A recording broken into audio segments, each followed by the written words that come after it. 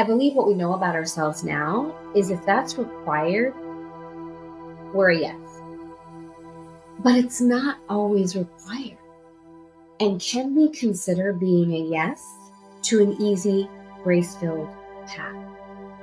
Can we consider being a yes to it being more beautiful than we would have ever imagined? Easier than we ever would have imagined? Can we allow ourselves to receive without the blood, sweat, and tears? To me, this is the next stage of our conscious evolution.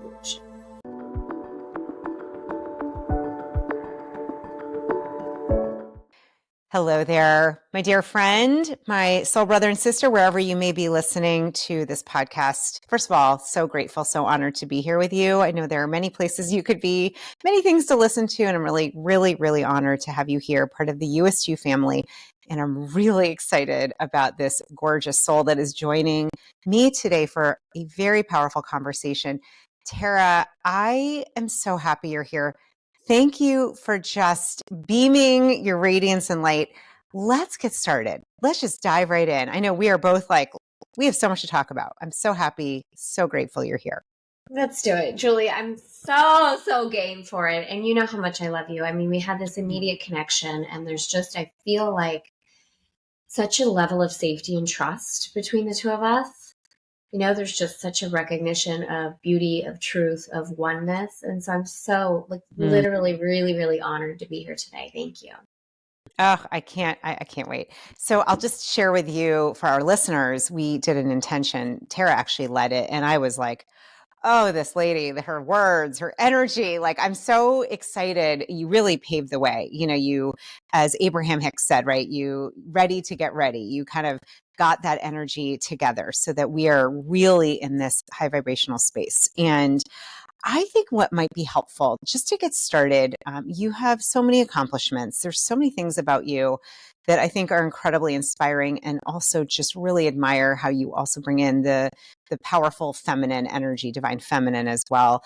Can you share a little bit about your backstory, like how you even got into, I know Elegant Femme is your line and you've done many other things, but just wherever you want to pull that thread or start from to give us a little bit of background of you and how you found yourself where you are now. Yeah, of course. So it's interesting. I think we go through moments in our life when we do consider, how did I get to where I am? You know, and I've been having just recently a lot of memories of me as a little girl, different aspects of me, like running around playing in the backyard. I was the oldest of four. And so leading treasure hunts and adventures through the backyard where I was like, everybody follow me, through the brush and the unpaved territory that was in the back, beyond the fence in our yard. And just this deep desire inside for creativity and for newness and for adventure. And also memories of me as a little girl, so obsessed with beauty. I'd spend hours in my grandmother's garden, smelling the roses, in her closet, playing with her black boots, looking at all her dresses. And all of this has always been in me. But I feel like I judged it. I feel like I had that, as we all do, right? We have these beautiful people in our lives that love us so much. And I believe, depending on what our spiritual curriculum is, we will hear certain things a certain way, right? To support us in growth and remembering. And what the perception was that I felt inside was, you're being selfish. Beauty doesn't matter this much. Kind of, why do you want more? These kinds of things, this echoing inside of me that made me feel like I was selfish. And so a lot of my life, I overcompensated for this. I don't want to be seen as selfish. I want to be seen as a good girl. So I really leaned into a lot of people pleasing energy. And the defining moment for me was certainly when my firstborn son passed away in my arms when he was an infant. And this was, no matter how many times I say it, there are no words to describe the situation. And even sometimes I tread lightly with it because I know how intense the experience is and how easily some of us can look at other people's experiences and think, oh my gosh, I could never. But at the same time, we all have these defining moments and we can all relate on this vein of pain, of being presented with something in life where we feel like we might not make it, that this is absolutely not what we expected or desired for our life. And like, how do we actually move through that? So that moment in time was that for me, like a really clear line in the sand. All my stuff came to the surface, as one can imagine. The memories of feeling selfish, of blaming myself, like my ego was very quick to make me feel like, what did I do to deserve this? Why am I being punished? And I went through that whole deep anger, rage, frustration, going to bed with a bottle of wine and a Xanax for like a year, until one day I was surrounded by lawyer paperwork. There was an opportunity to file a lawsuit. And I kept like screaming that, why me? Why me? And there was this subtle voice that was so beautiful, so like a whisper that said, stop asking why and start asking how. Like, how, Tara, are you going to choose to live your life from this point forward? And that was the impetus for me. That was when I birthed the Femme types. Like, everything I've created inside of Elegant Femme was born in that moment, in that choice that supported me with the recognition and the reflection that I could, if I chose, reclaim my power. I just, first of all, my heart as a mom as well, and just my heart goes out to you. I remember hearing and reading about that, and just right away, I was like, I cannot even imagine Yeah. the the I power. can't even imagine still. Do Yeah, you know what I mean? Like, we go through yeah, these things and yeah, it's like, I could not even imagine. yeah. I still can't imagine. It's something that you literally move through. Mm. Well, thank you, first of all, for being so vulnerable and open, and just, Yeah.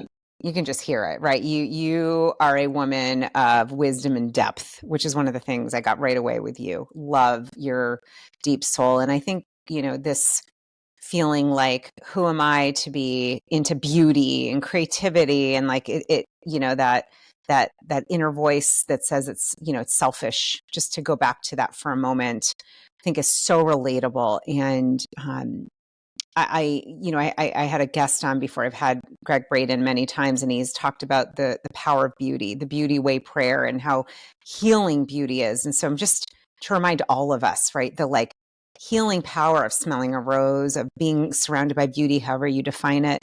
Um, and also, when you said that experience of kept asking why did this happen, and hearing that God force, that soul, that beautiful voice that asked you to look at it differently. And to me, to hear everything you've done is birthed, interestingly, from that, to ask how, not why.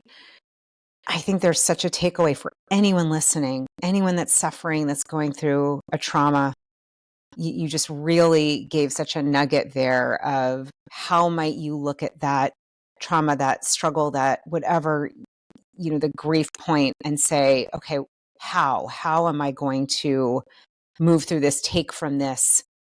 I'm curious. So when, bottle of wine and Xanax, and I can't even imagine the despair, what started to shift for you, Tara, to get you to really begin the work you're doing now? Like, it's the messy middle sometimes, I think, that people don't hear about or see. Curious what that kind of looked like and felt like for you. Yeah. So when I first heard this voice, I mean, this was the most freeing thing I had heard in a long time. This shift from why? Because I used to say, even if God itself would come down to me in that moment and explain to me why, it wouldn't have been a good enough reason. With where I was in my life, the why literally was not the solution. And I'm not saying that there aren't points now where I see and witness the spiritual curriculum that has been very healing for me, but in that moment, that was not the right question. So I would offer that for anybody that's moving through something, to feel into that point of power of, how am I going to respond? Like, what feels the most true for me in this moment? And for me, when I was, just 26, with a freezer full of breast milk and a pregnant body and all of this, the closest how that I could relate to in that moment was, how can I be the type of mother that Mason would be proud of? That was as close as I could get. It wasn't, how do I change the world? How do I impact millions? How do I create an 8-figure business? It was not that. It was, how can I be the mother that I feel he would be proud of? That was as close as the little baby step I could take. And so I started journaling with this voice that I had heard come through, and started feeling into this truth that was being literally channeled through me, of now what is now known as the indie femme type, which was based on the being. Who do I want to know myself as? Like, who am I really?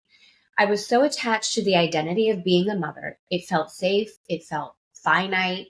It felt like an answer to a prayer. It felt like also a checkbox off the list of what is my purpose. So, this whole re identification of who I was, this truth that even when outside circumstances were less than ideal, AKA complete shit, how could I still love myself? How could I move through the world from a state of grace? So this was the indie femme type. I was journaling with her daily. Very quickly from there came the Frenchie femme type. And the Frenchie, I've had a love affair with France since I was 14 years old. So this became the enjoying aspect. And for me at that point, body image, relationships, beauty, it felt so far away from me. My default was, I need to punish myself. I did something wrong. I'm not a good enough mother, woman, like all of those dark, dark feelings inside. And what the Frenchie offered me was, what if you take a shower today? Like, looking down at my C-section scar was so painful. Like, thinking of all the things that I went through to bring this baby into the world and then not have the baby was, I just hated my body. So the Frenchie started with, take a shower. Oh my gosh, what if you put on lip gloss? What if you put on lingerie? I mean, these might, anyone listening, it might feel like a stretch, or it might feel like, yeah, I do that every day. So the Frenchie is the point of pleasure, the point of enjoying. She's the femme type that the majority of us put on the back burner right away.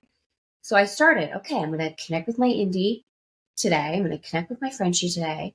And then the New Yorker came, which is all about the allowing, the power, the prosperity. So for me, it was a very, very simple, organic process of every day asking, am I connected with my indie? Am I connected with my Frenchie? Am I connected with my New Yorker? And literally within a month, my life had completely changed. Other women started asking me what I was doing. The women who had lost children that were coming to me for support started asking me what I was doing. And I literally felt like it was Humpty Dumpty putting myself back together again. And it was so simple. It was so simple. But on the days that I didn't honor one of the femme types, the contrast was so stark that I just devoted myself to living this way. I love this just real raw kind of organic explanation of how you really, how you got out of that hole, and how, and I'm thinking for anyone listening, like for someone listening, maybe it's not the Frenchie or New Yorker. It might be your LA, or your Tuscan or whatever. It could be anything, right? It could be whatever speaks to you. But these were the aspects of you that it sounds like you really were able to tune into, that represented that pleasure and beauty and, empowerment. And I'm just hearing like that level of just starting with the baby steps and asking yourself, that question, how can I love myself? How can I give grace to myself? Maybe it's just maybe it's taking a shower. Like maybe it's getting to that yoga class, even though you don't feel like you deserve it or have time or whatever it is, or putting on the lip gloss.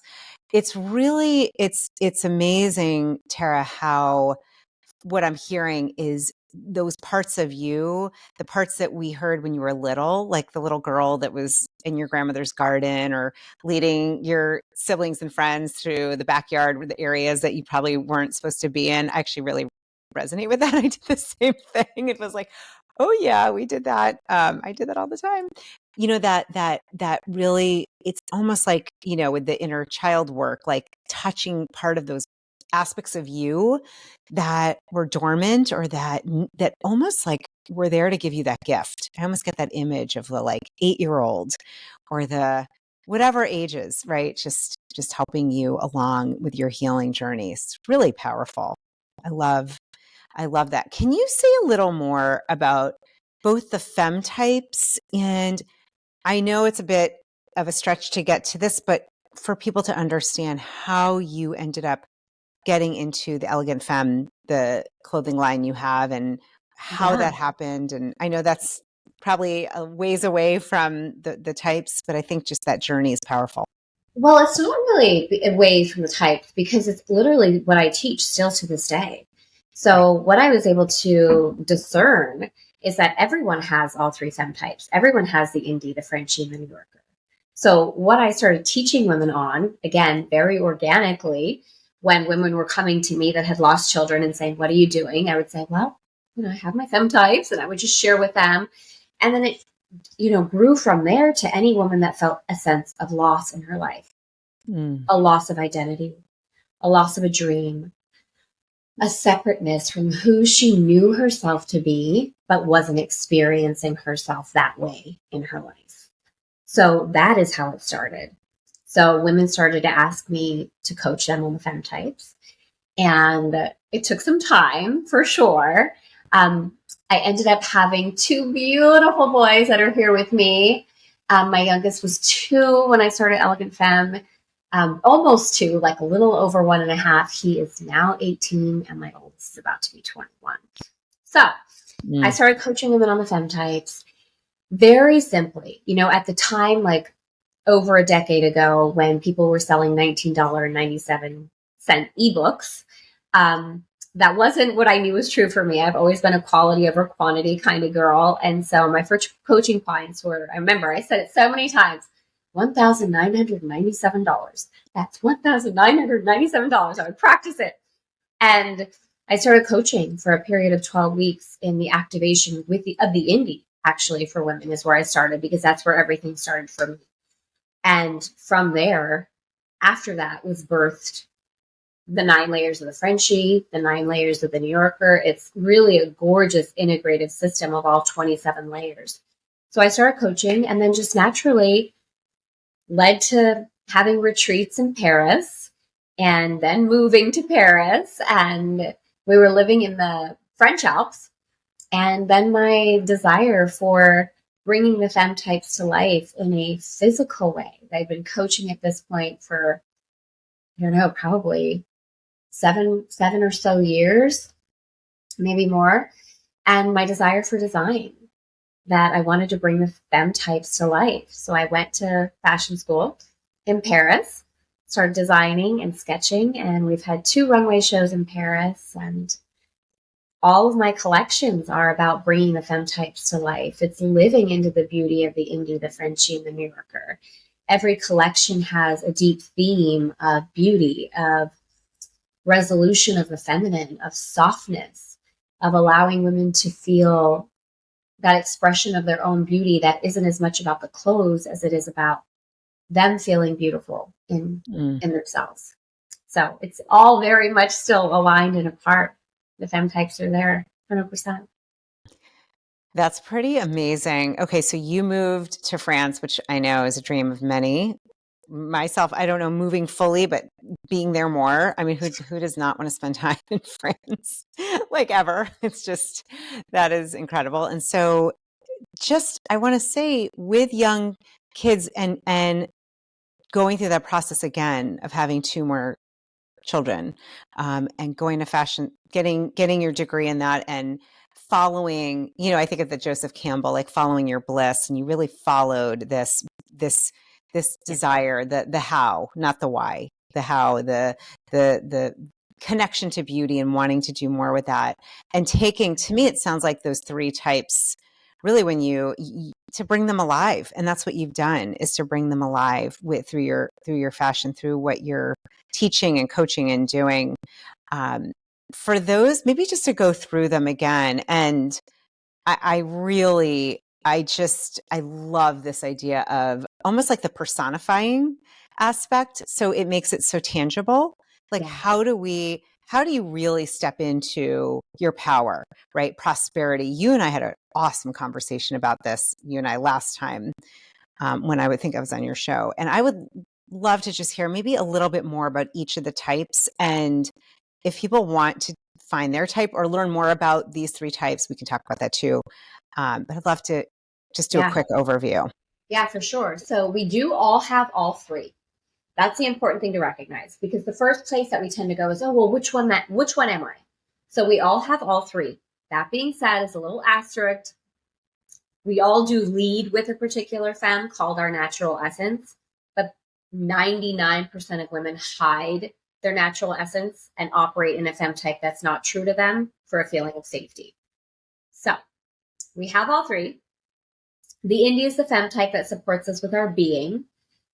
Here's what's really important about the indie. I personally don't resonate with the energy of becoming, because it feels to me like it presents a distance, that we need to become something else or something more.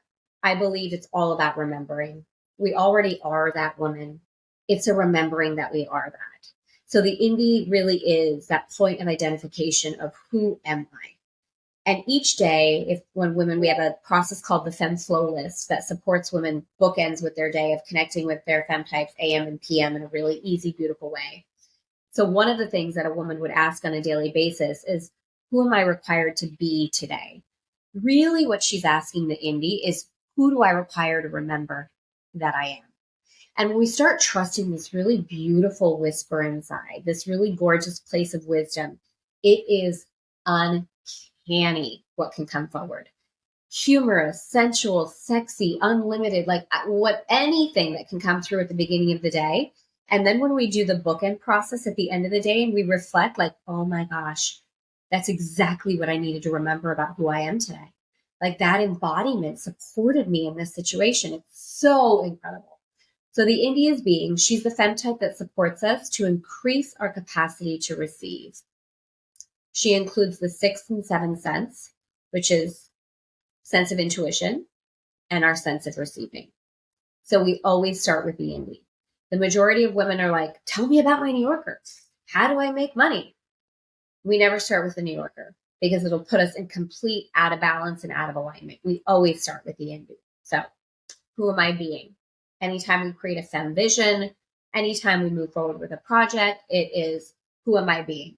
What is here for me to receive? So that's the indie.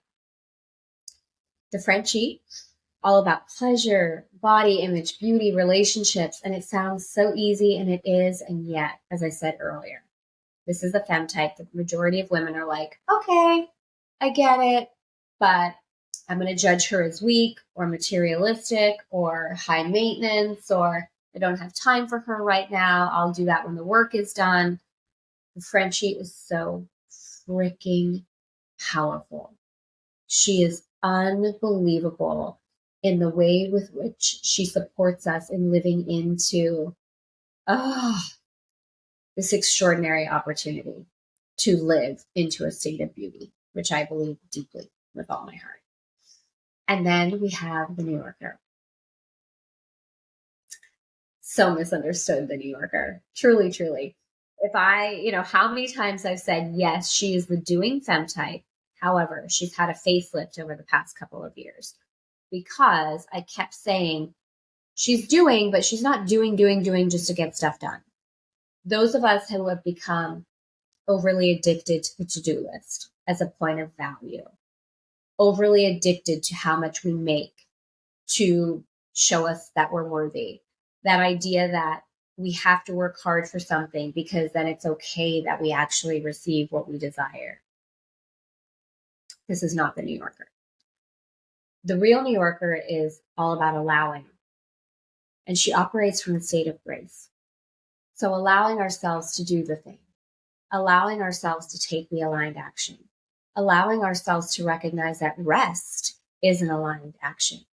And it's from this point of really slowing down that which we desire in life actually speeds up for us. I'm so glad that you went through those three. First of all, that was helpful. And I know anyone tuning in right now, especially, and And there might be men too, or somebody who, others that identify. But I think especially for us women who really were raised, especially, I know I relate to you and I'll speak for myself, where just what you said, that hyper, um, productivity and the forceful doing and the pushing energy, what I'm hearing when you talked about the New Yorker, and it's funny because earlier I was like, I actually was like, I don't know if I want it. I like renamed them. I'm like, I'm not sure I want the New Yorker. I have a negative, not, I love New York, and it can feel very like that forceful energy. I've been working on not doing that. I know many listening also were working on resting and receiving. That's powerful because I love where you're coming from, Tara. And this, to me, this is the power of that feminine energy and of manifestation, is allowing, and in that allowing to do whatever that is. I mean, I think it's a courageous act for many of us to rest, to take time off, to say, no, boundary, no, I'm not doing that, or I'm not doing that now.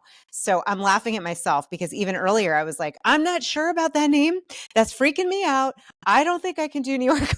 So I'm sorry, because that now I'm I getting love it. that you said it because, yeah, Yeah. it's greatly misunderstood. And yet, what has happened when I see this a lot with women. When women start to recognize, okay, I don't want to hustle. I want to move away from that energy. I want to align more with my feminine. Sometimes they have a tendency to go to the opposite extreme and then become afraid of any action for fear that if they move into that space, they're going to default all the way back to what we call inside of Elegant Femme, the faux New Yorker. And it's really tempting because the majority of the world operates in faux New Yorker energy. But when you really have this beautiful aligned relationship with your New Yorker, you recognize this beautiful synergy between the three that activates such an extraordinary power where you're in your being, you're clear on your vision and your intention, you bring the joy and the pleasure into it before anything else. And then and only then, your New Yorker supports you in allowing that into your physical world reality. That's the opportunity for the New Yorker. She's about experience. And our souls, I believe, are here for experience. Our souls know everything else, right? We're here to actually experience that remembering. So the New Yorker is a really vital component to supporting us in the experience of what it is we are being called to remember. So moving to France with a young family, starting a fashion line, growing an 8-figure company, I wouldn't have been able to do that without my New Yorker. So I'm really glad you brought that forward because women can fall in two categories like, oh, yeah, I get it. Balls to the walls. I've got my New Yorker. Or like, oh my God, no, I'm scared. I won't go there. And it is this beautiful truth of resonance and residing in a place of power and grace. What you're describing, what just came to me intuitively, is almost like this three-legged stool, right? So to be really expressed, and this is where, there's such a connection when I talk about being your you-est you. It's that soul essence of who you are. It's completely about remembering and reconnecting, less about having to really do much, because believing we all have that divine spark. And so I'm listening, picturing that beautiful three-legged spiritual stool, like these three types. To me, it almost feels like when you're tuned into all three. And I love that the indie is first. This makes complete sense, and intuitively, who you're being, it dictates everything else. It's like these are the pillars to really being tapped in to your divine essence, to your greater purpose, to joy, to love, to pleasure, to creativity, all those things that you were talking about when you were little.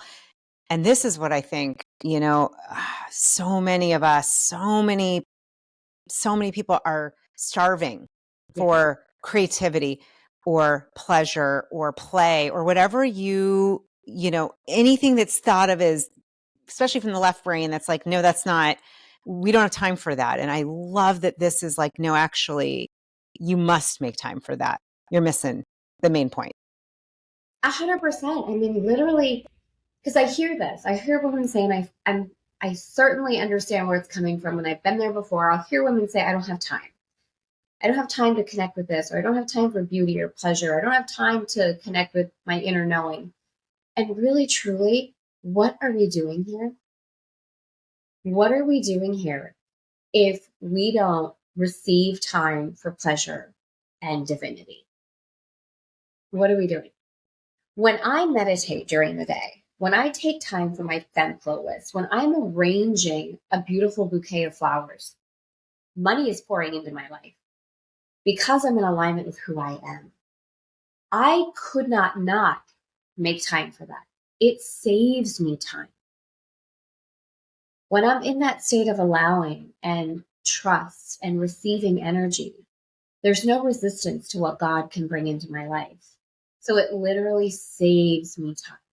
There are things that are being orchestrated that I couldn't do on my own, or if I did, it would take probably 20 years instead of 20 minutes. Yeah.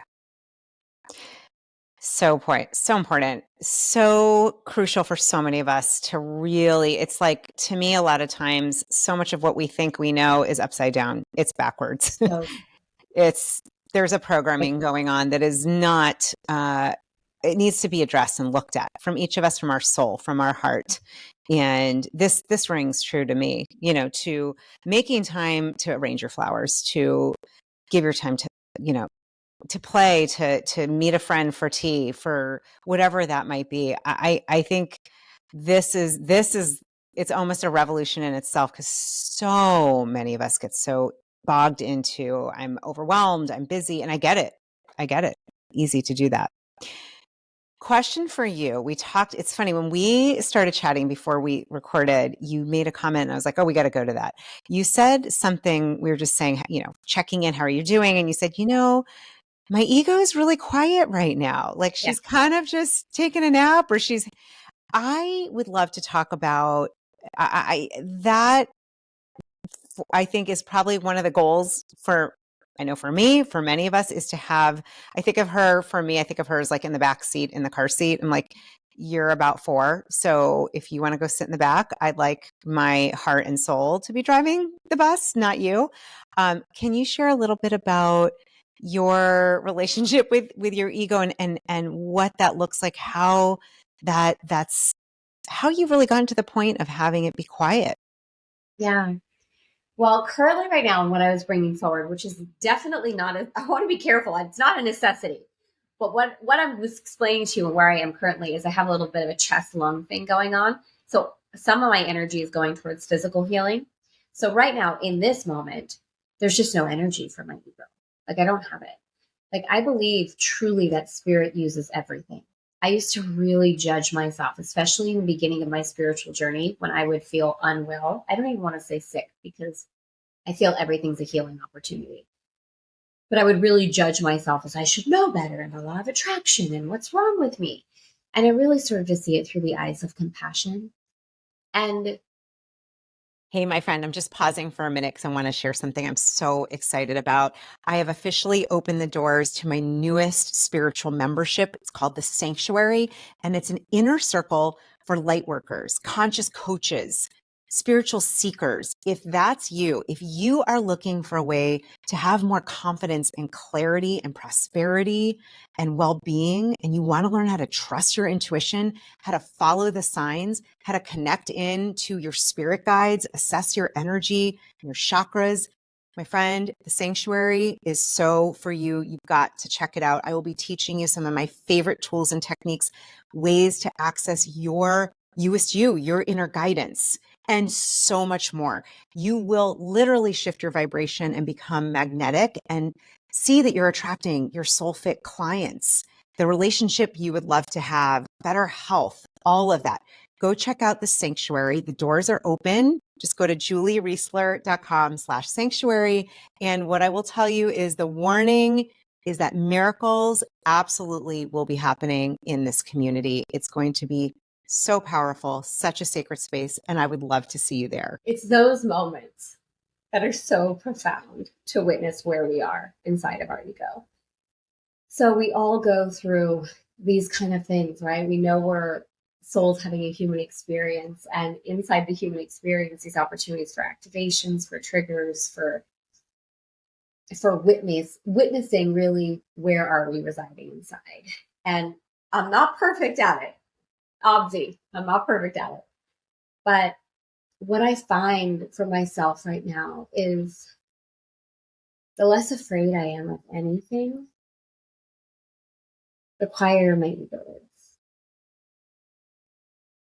It's like the ego really loves to reside in the illusion that what do I have to give, or what am I going to lose, or what am I going to be deprived of, right? This storyline of self sacrifice.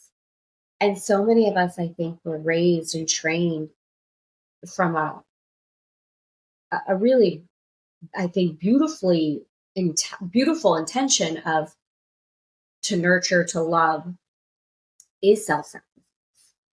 And it's not.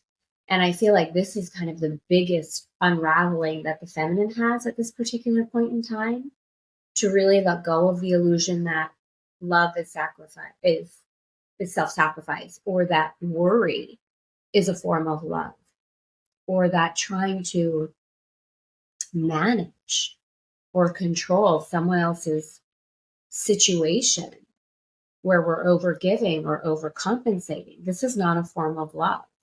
So for me, what's really front and center in my life right now, and what I'm literally daily, hourly devoting myself to, is where am I residing inside of myself? And the biggest way I can feel that reflection is to see how am I seeing others, everybody. Am I seeing them from a place of love, from a place of beauty, from a place of, no matter how they're presenting, knowing that as I see them that way, I'm seeing myself that way. It's how the world has been set up is actually so simple and so gorgeous. We need each other. We really need each other. Walking through the world from that, remembering that what I choose to see in you, I'm seeing in me. And what I choose to remember about who you are, I'm remembering in me. I'm anchoring it in me. I'm relearning it in myself. Like, all of us are walking teachers. All of us. Not just when we're in a teleclass or we're throughout the day with our kids, with our spouses, with the person in the grocery store. Like, we're teaching who we believe ourselves to be with how we witness others. It's set up like, what a good setup. Seriously, God knew what it was doing. It's such a good setup. So some days my ego's quieter than others, but I would say that's my biggest devotional right now, is just to live from that state of truth. Beautiful. It's really beautiful.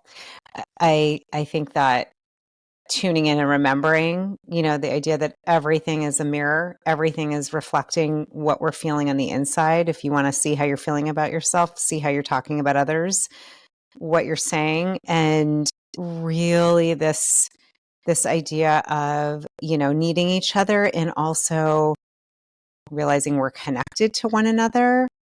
And that, to me, the word that shows up as you're speaking is really grace, like giving that grace to others. And of course, what do we do then is to ourselves. And this is just one of the things I just so appreciate about you, Tara, is you really embody that. And I know that this has come, through challenge. This was not, you woke up and you're like, I got it. Like, this came through serious dark night of the soul experience.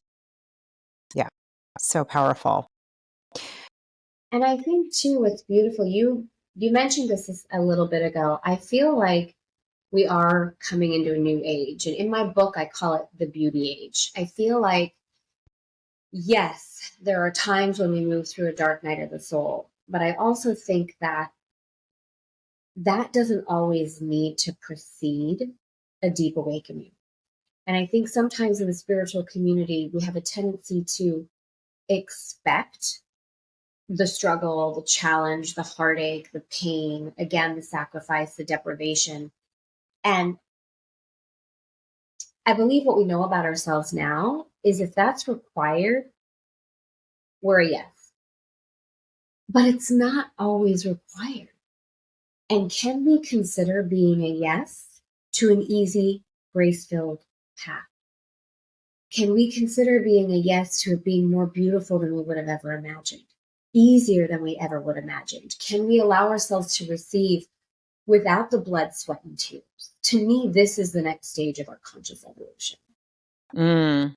I almost, as you were speaking, I'm like, oh, receive without the blood, sweat, and tears. What that would be is receive with the joy now, receive Yeah. with the rest now, Yes. receive with the grace now. Yes. Yeah. So powerful.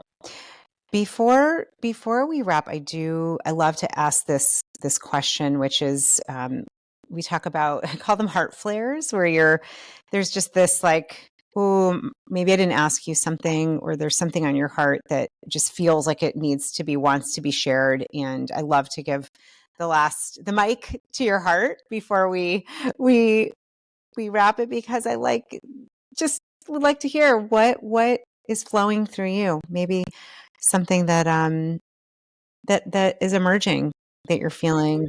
So Yeah, beautiful. to share. For me right now, the season of life I'm in and what I'm currently birthing is the book that I've been writing for 9 years. And what I would say is, it's really actually very emotional for me, this book. I think anyone who's written a book knows how cathartic it can be. It's not the book I thought I would write. I thought I'd sit down and do a self-help of the femme types. And what came through was a magical novel where the femme types are birthed in the novel, but in a really unbelievable way of restoration between the masculine and the feminine. It's it's such a I have this vision, of course, that it supports and impacts millions of women. And also underneath that, we just opened in a private setting chapter 1 last week, and chapter 2 is going to drop tomorrow. And hearing the women awaken and starting to call it their story. They're calling it our story. They're seeing themselves so quickly, immediately within one chapter. This resonance between women of the places where we've held ourselves back from exactly what we're talking about. And that's my biggest heart flare in this moment, that I stay true to the birthing of this book, that I am so present with God, with myself, with my femmes, with a heart wide open as I bring this into the world. And that whatever's meant to be will be with it, right? To surrender that part, but to also enjoy this. It's been a long time coming, and I want to celebrate just every step, every stage, and allow it to be what it's meant to be. Beautiful. I hear all of the three femme types in what you were just saying. Yeah. And I'm like, bring in the New Yorker, because this is where you receive that information, the book that you didn't realize you're going to write, to doing this thing with really that fullness and being embodied and feeling nourished. And we're excited. And I know your title is not out yet. It's not out for public consumption yet. So we'll just keep it as a exciting, it's Yeah. coming. It's coming. Yay. I mean, really, for any woman who is looking for a restoration, a deep restoration within the feminine, this is what the and Amazing. what we're doing right now and walking women through 40 weeks of the birthing and just a private community.